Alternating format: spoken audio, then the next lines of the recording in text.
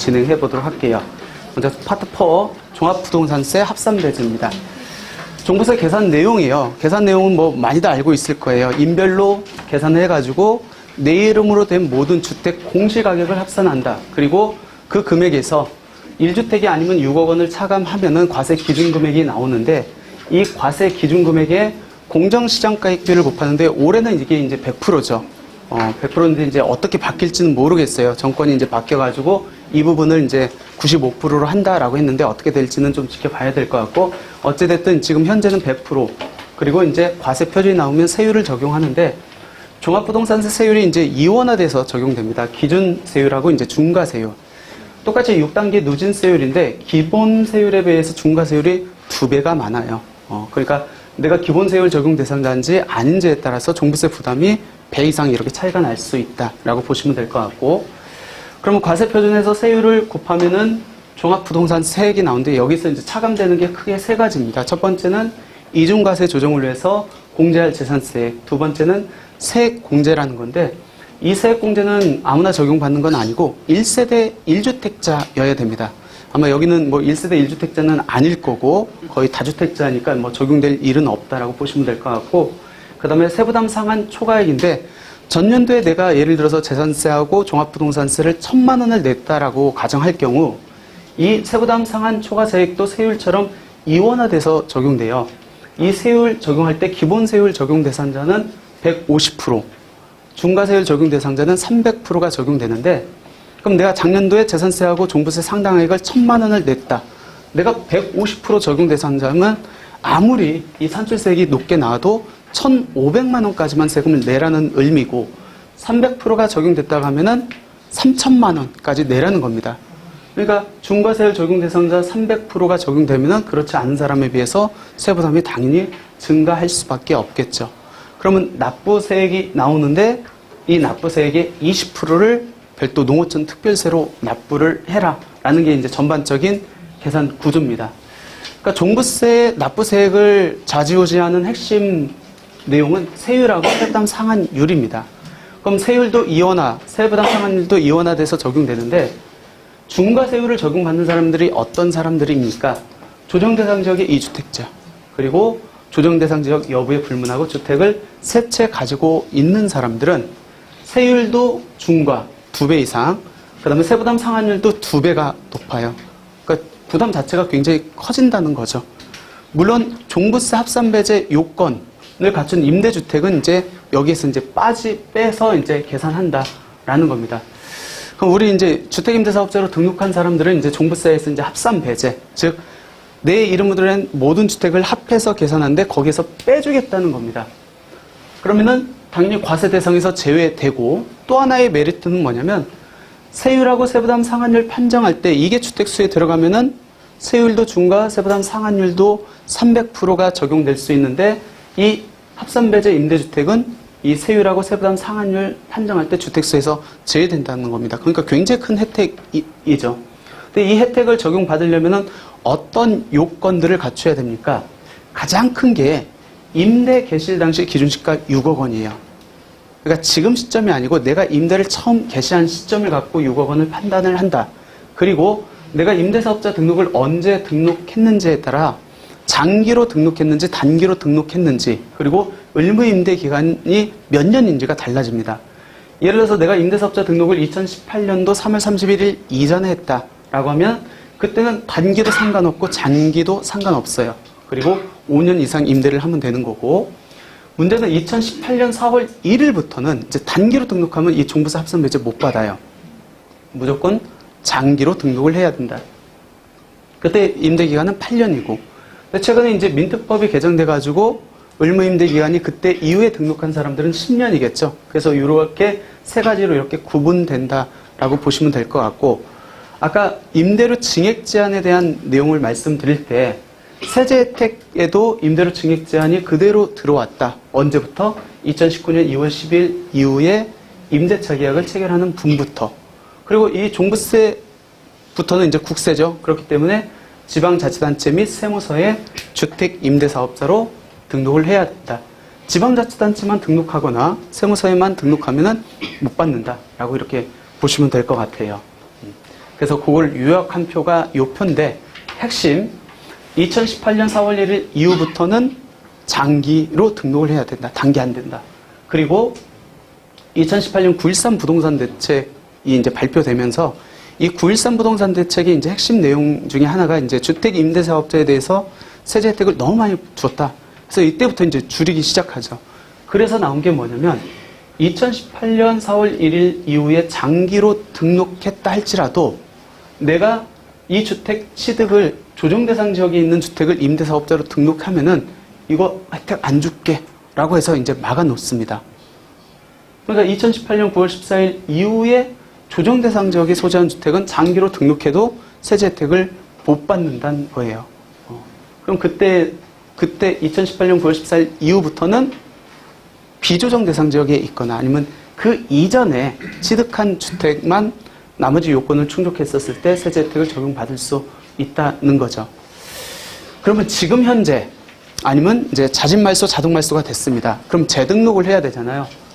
지금 현재 그러면 임대사업자로 등록을 할 때 내가 종합부동산 합산배제를 받을 수 있습니까? 라는 문제예요. 현재 장기임대주택으로 등록한다 할지라도 종합부동산세를 못 받는 주택은 뭐냐면 2018년 9월 14일 이후에 취득한 조정대상 지역에 있는 소재주택은 안 돼요. 등록해봤자. 그럼 어떤 주택 지금 가능합니까? 2018년 9월 13일 이전에 취득한 주택. 얘는 조정대상 지역에 있어도 상관없죠. 대신에 지금은 아파트 이제 등록 못하는 거고 2018년 9월 14일 이후에 취득했는데 지금 현재 비조정 대상 지역에 있어. 얘는 가능하겠네요. 그리고 건설 임대주택. 건설 임대주택은 조정 대상 지역에서 신축한 주택도 가능합니까? 가능하죠. 왜? 건설 임대주택은 임대주택의 공급을 활성화하고 있잖아요. 그러니까 당연히 세제 혜택을 지금 부여하고 있다라고 이렇게 보시면 될 것 같습니다. 아까 이제 증액 제한. 원래는 민특법상의 과태료 적용 대상 지역이었는데 세제 혜택에도 2019년 2월 10일 이후 임대차 계약 분부터는 증액 제한을 준수해라 라는 게 들어왔다고 했습니다. 이게 갑자기 들어오다 보니까 이제 서로 이견이 있었죠. 왜? 이때 시행령이 개정됐습니다. 이때 이후에 임대차 계약 분부터 5% 증액 제한해 라고 했는데 그러면 얘 임대차 계약을 이때 갱신했는데 얘를 기준으로 이때부터 준수하면 됩니까? 아니면 이때부터 하라니까 이 기존에 있던 임대차 계약 요 체결 금액을 갖고 이때부터 적용해야 됩니까? 라는 게 이제 다툼이 됐었죠. 근데 결론은 어떻게 됐죠? 2019년 2월 10일 이후에 체결 또는 갱신되는 임대차를 기준으로 증액 제한을 적용하래요. 그럼 뭐죠? 이때 이후에 얘를 갖고 얘를 기준으로 해서 5% 증액 제한을 하라는 얘기입니다. 그렇게 이제 정리를 하시면 될 것 같고 그럼 내가 임대사업자로 등록을 했는데 5% 증액 제한을 위반했어.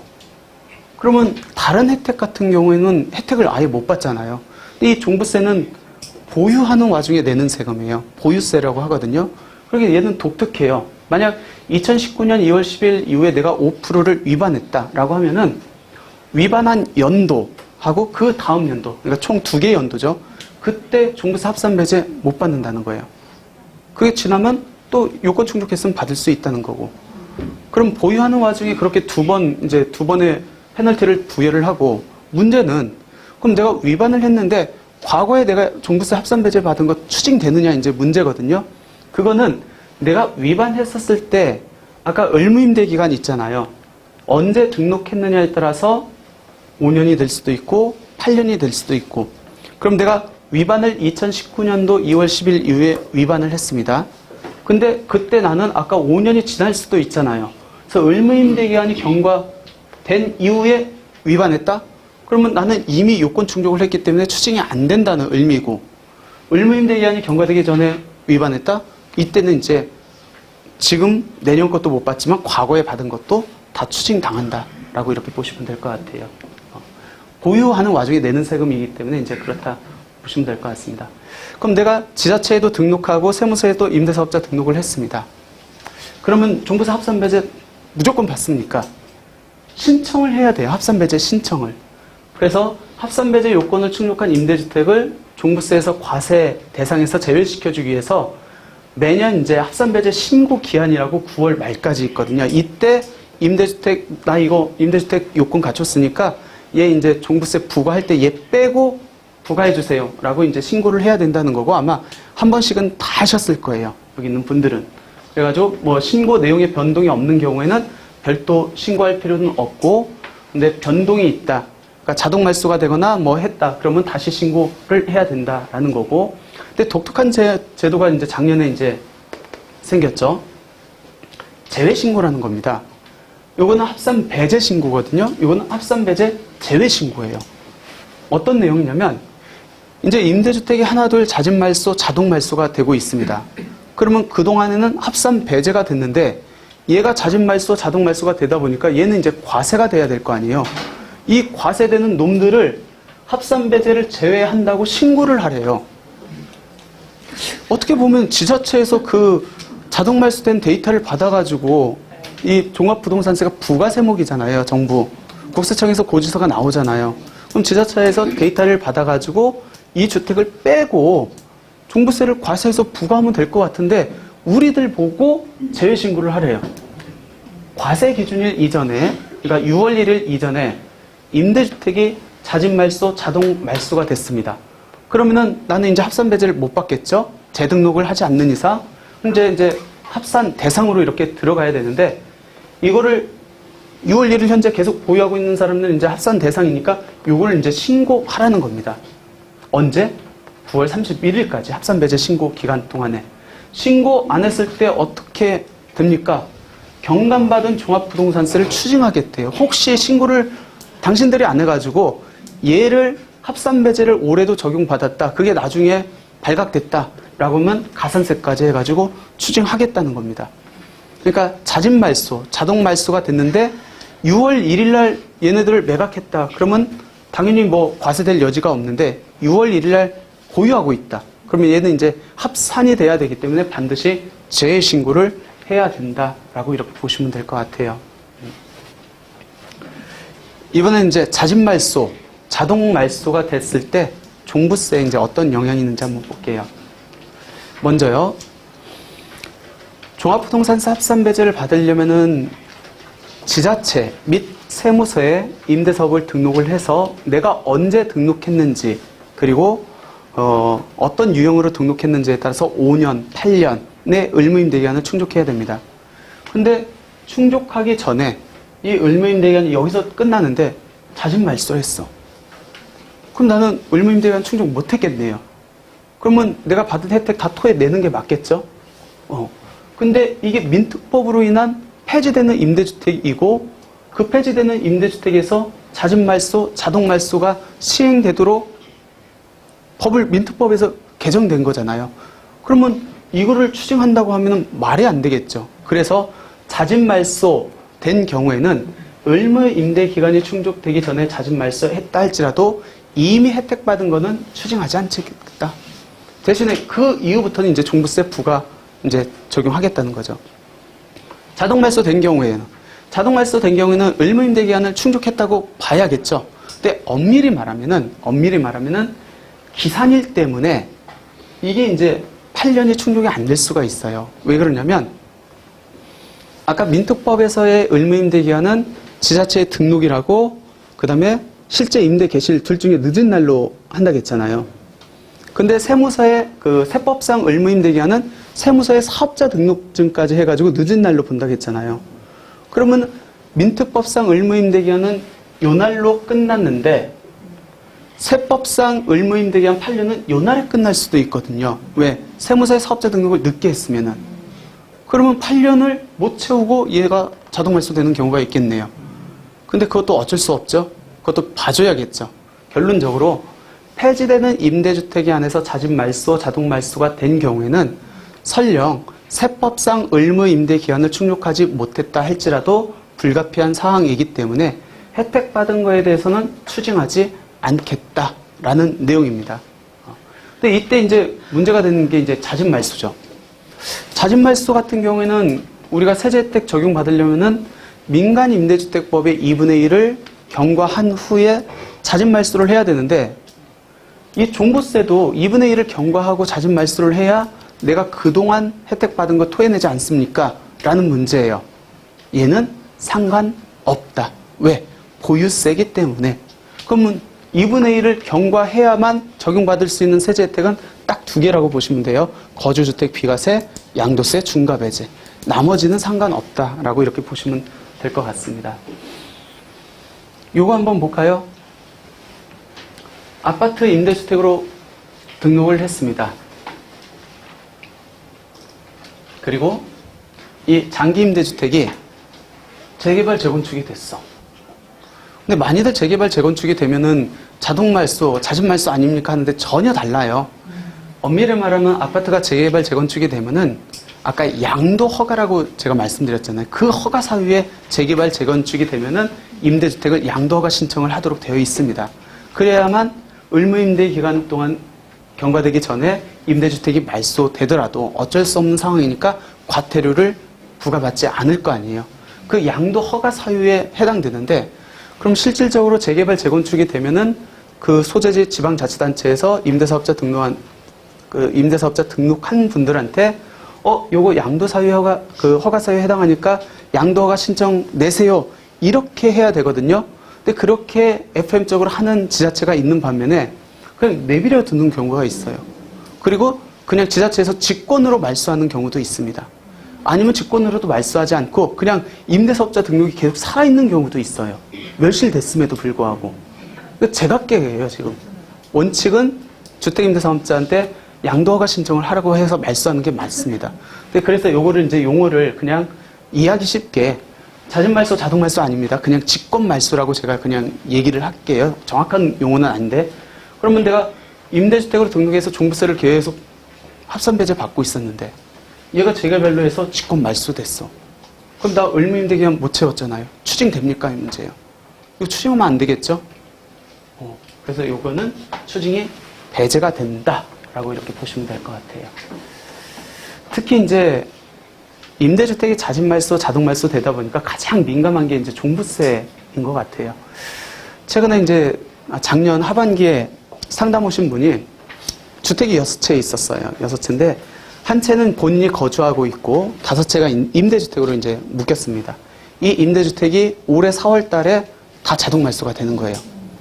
그럼 그동안 종부세 한번 볼까요? 얘는 합산 배제가 됐죠?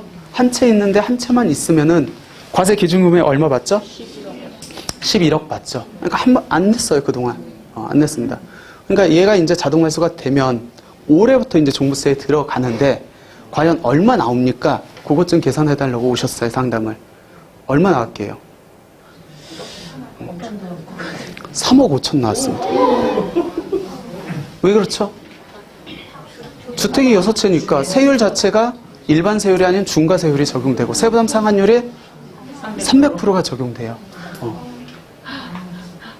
굉장히 많이 나와요. 이거 한번 볼까요? 똑같은 얘기예요. 주택이 2채 있었는데 AB주택이 있는데 B주택이 2022년 4월 달에 자동 말소가 됐습니다.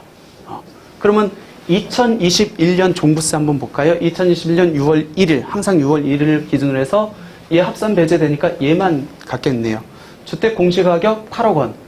근데 한 채만 갖고 있으니까 뭐 9억 원. 그러니까 1세대 1주택에 해당하면은 11억 원이겠죠? 아무튼 11억 원 적용돼 안 냈어요. 근데 올해 이제 6월 1일자로 볼게요. 6월 1일자면 얘가 이제 자동 말소가 돼가지고 2채를 갖고 있는 결과가 됩니다. 공시가격 14억 원이 되겠죠? 과세 기준 금액이 6억 원이 빠집니다. 그러면 8억 원에 대해서 이제 세율하고 세부담 상한율이 적용되는데 세율이 중과세율에 세부담 상한율이 300%가 적용됩니다. 하나도 안 냈던 분이 1,300만 원 나와요. 그러니까 하나도 안 냈었는데 갑자기 몇 천만 원 내라고 하니까 이제 부담이 너무 크죠. 아무튼 이렇게 되니까 이제 고민하기 시작하죠. 자진말소, 자동말소 된 분들이 나 재등록 다시 해야 되는 거 아니야? 라는 겁니다. 근데 이 재등록을 고려할 때 조금 고려하셔야 될 부분은 뭐냐면 첫 번째 재등록 대상 주택인지 아파트라고 하면 재등록은 안 되고 아파트가 아닌 단독 다가구 다중 다세대 연료 오피스텔은 재등록이 가능하다. 근데 재등록했었을 때 나는 10년 동안 묶여요. 그리고 임대료를 5%밖에 이제 못 올린다는 거. 그러면 이렇게 등록했었을 때 내가 받을 수 있는 세제 혜택이 또 뭐가 있는지를 봐야겠죠. 종부세 합산 배제를 받을 수 있는지. 근데 종부세 합산 배제를 받으려면은 제일 중요한 게 임대 개시일 현재 6억 원 이하여야 되는데 얘는 이제 말소가 되고 재등록을 하니까 지금 시점에 임대 개시일에 6억 원 이하를 충족해야 되거든요. 또 그 요건이 안 맞을 수도 있습니다. 그래서 결론적으로 재등록 시 특히 종부세를 고려하시는 분들은 종부세 합산 배제로 인한 세금 줄이는 절감 금액하고 그로 인한 반대급부하고 종합적으로 이렇게 비교해가지고 판단을 해야 되지 않을까라는 생각입니다. 그럼 주택을 증여하려고 하는 분들도 요즘 많이 있죠. 주택을 증여할 때도 고려하셔야 될 거는 경감되는 종합부동산세, 당연히 명의를 넘겨줬기 때문에 내 입장에선 종부세가 줍니다. 얼마만큼? 경감된 종합부동산세가 곱하기 이제 몇 년 동안 보유할 건지 보유 연수만큼. 근데 그 반대급부는 뭐죠? 증여할 때 증여세 발생하잖아요. 근데 그 증여세뿐만 아니라 취득세도 발생합니다. 배우자한테는 물론 6억까지 공제되니까 공제금액이 크지만 자녀한테 준다? 5천 초과되는 금액인데 증여세는 시세를 갖고 판단하기 때문에 만만치 않고 특히나 예전에는 취득세 고려 안 했죠. 근데 지금 취득세가 굉장히 민감했죠. 증여할 때 이 증여주택이 조정 대상 지역에 있어요. 공시가격이 3억 이상입니다. 그럼 증여취득세 몇 프로죠? 12. 원래는 3.5%였는데 몇 프로 되죠? 12%예요. 엄청 셉니다. 근데 내년부터는 또 뭐가 달라지는지 아세요? 올해까지는 공시가격을 갖고 이제 12%가 부과됐잖아요. 내년에 증여할 때는 어떻게 된대요? 시가로 갖고 이제 판단을 한다는 겁니다. 그러면 내년에 증여하려고 하면 훨씬 더 많은 세금이 부과될 겁니다. 증여할 때도 올해 하시는 게 조금 더 낫지 않을까 생각됩니다. 그리고 증여할 때 내가 주택이 여러 채라고 하면은 어디에 소지하고 있는 주택을 증여하느냐에 따라서 또 예의가 완전히 달라질 수 있어요. 그러니까 이럴 때 저럴 때 해가지고 케이스별로 나눠가지고 실익 분석을 잘 하셔가지고 뭐 증여할지 매도를 할지 재등록할지 여부를 고려하셔야 된다라고 보시면 될 것 같아요. 여기까지가 이제 종합부동산세와 관련된 내용이었고요. 이제 종합소득세 한번 보도록 하겠습니다.